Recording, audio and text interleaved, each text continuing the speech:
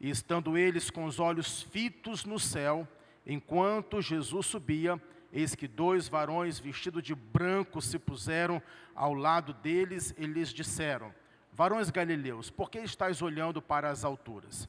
Esse Jesus que dentre vós foi assunto ao céu, virá do modo como o viste subir. Quantos irmãos creem nisso? Amém? Amém. Bíblia aberta, e vamos tentar falar aqui para os irmãos e chegar durante esse tempo que nós temos aqui até o versículo de número 11.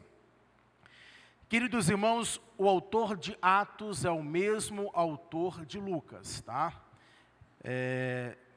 Embora Atos nós temos, Lucas, né? O livro de Lucas ali é o Evangelho, e o livro de Atos aqui é a história da igreja. Porém, o livro de Atos, o livro de Lucas termina com a assunção de Jesus, ou a ascensão de Jesus.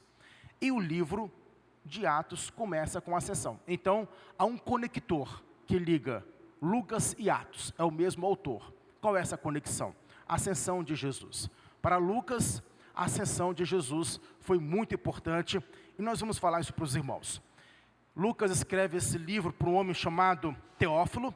Era um gentio, né? Pelo nome provavelmente seja um grego, e ele estava se convertendo, estava querendo conhecer a Jesus, e o Lucas escreve o Evangelho, e depois escreve o livro de Atos, para mostrar o avanço da igreja até Atos 28, que é a chegada de Paulo em Roma. E ele diz o seguinte: escrevi o primeiro livro, ó Teófilo. Esse primeiro livro é o Evangelho, relatando todas as coisas que Jesus começou a fazer e ensinar. Então ali no Evangelho de Lucas nós temos muitas coisas que Jesus falou, muitos ensinamentos, muitas parábolas, temos milagres, e Lucas relatou tudo isso para Teófilo. E ele vai dizer: até o dia que depois de haver dado mandamentos por intermédio do Espírito Santo aos apóstolos que escolheram, foi elevado às alturas. Então, Lucas está dizendo o seguinte: o primeiro livro, que foi o livro de Lucas, às vezes confunde um pouquinho, irmãos, vou voltar a repetir, porque Lucas escreveu o Evangelho de Lucas e Atos. Então aqui ele está falando, o primeiro livro, eu comecei a falar de Jesus, tudo que ele fez e ensinou, e eu fui até o período que ele foi elevado às alturas. E isso está no primeiro livro. A estes também, versículo 3, depois de ter padecido, se apresentou vivo, com provas incontestáveis. Agora Lucas está aqui falando para Teófilo, porque Teófilo, irmãos, ele, embora era daquele período, mas não é relato que ele conhecia Jesus. Então, Lucas aqui está falando que havia provas, e ele vai dizer incontestáveis, porque havia uma corrente ali que estava negando a ressurreição do Senhor Jesus. Então Lucas aqui está dizendo que havia prova incontestáveis que Jesus havia ressuscitado.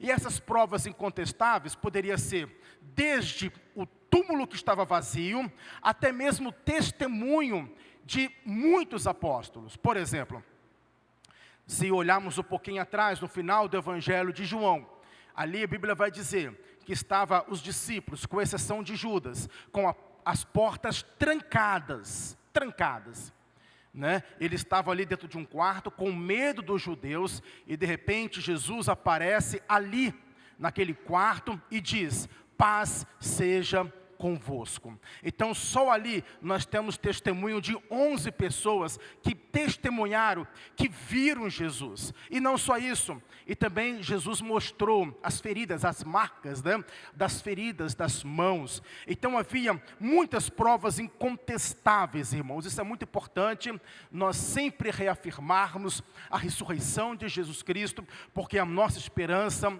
ela passa pela ressurreição de Jesus, o que nos garante que nós não ficaremos presos na morte, é porque Jesus ressuscitou, e como Ele ressuscitou, um dia também aqueles que morrerem em Cristo serão ressuscitados. Aqueles que não morrerem em Cristo, que estiverem vivos por ocasião do retorno de Jesus, eles serão trasladados, ou arrebatados, ou levados para a glória. Mas o que garante que aqueles que morreram em Cristo daqui para trás ressuscitarão, é que Jesus um dia ressuscitou dentre os mortos, e Ele foi chamado o primogênito dos mortos. Amém, meus irmãos? E é isso que o Lucas está falando aqui. Porque o Evangelho é isso, meus irmãos. Esse homem Teófilo aqui, ele era uma pessoa que tinha sua importância no mundo grego. Mas o Evangelho é falar o quê? É falar o que Jesus falou, é falar o que Jesus fez, é falar que Ele morreu, é falar que Ele ressuscitou, e é falar que Ele vai voltar. Isto é o Evangelho, não há outra coisa além dessa. E aqui Lucas diz ainda, né, para nós e para Teófilo, que após a ressurreição de Jesus, Ele ficou 40 dias aqui na terra. Então, irmãos, após a ressurreição de Jesus, antes dele subir aos céus, né, quando ele foi visto por muitas pessoas, ele ficou 40 dias aqui na terra. É chamado o ministério pós-ressurreição.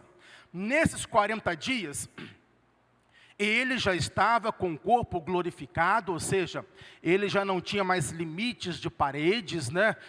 Ele podia aparecer numa sala fechada, ele podia aparecer e desaparecer, mas também ele podia comer com as pessoas. Ele comeu ali com os discípulos no caminho de Emaús, sentado à mesa, e de repente ele sumiu, né? Então já tinha essas características. E uma das coisas que Jesus durante esses 40 dias fez aqui, nesse ministério pós-ressurreição, está dizendo aqui, ó, e comendo com eles. Então Jesus comia com os seus discípulos, né? E certa ocasião, né, não sei dizer para os irmãos a precisar o momento, se foi no final desses 40 dias, Jesus estava comendo com eles. Que eles é esse? Aqui não seria os dois do caminho de Emaús. Aqui seriam os discípulos. Jesus comendo com os discípulos determinou: não saiam de Jerusalém.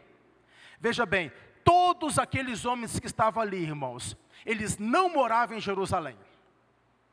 Pedro morava em Jerusalém? Não. Pedro morava lá em Galileia, especificamente ali próximo a Cafarnaum.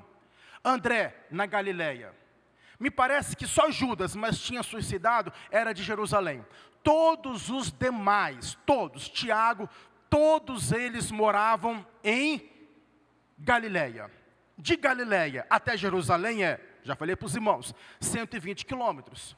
O Senhor falou bem assim: vocês não vão para Galileia, vocês vão ficar aqui, porque a promessa que eu disse para vocês, essa promessa está em João 14, eu vou e enviarei outro Consolador, para que vai ficar convosco, essa promessa, porque se eu não for, esse Consolador não pode vir, é o outro, mas o outro aí, é o outro da mesma essência, da mesma substância, tá bom? É o outro igual, esse outro só vai vir quando eu lá chegar, então eu tenho que chegar no céu para ele vir. Então vocês vão ficar em Jerusalém, e a promessa que eu fiz para vocês vai ser cumprida em Jerusalém. O Senhor não disse quando e nem o momento. Nós sabemos que foi na festa de Pentecoste, 50 dias após a Páscoa. Vamos ter agora a Páscoa, no próximo mês. Você conta 50 dias depois, entra a festa de Pentecoste.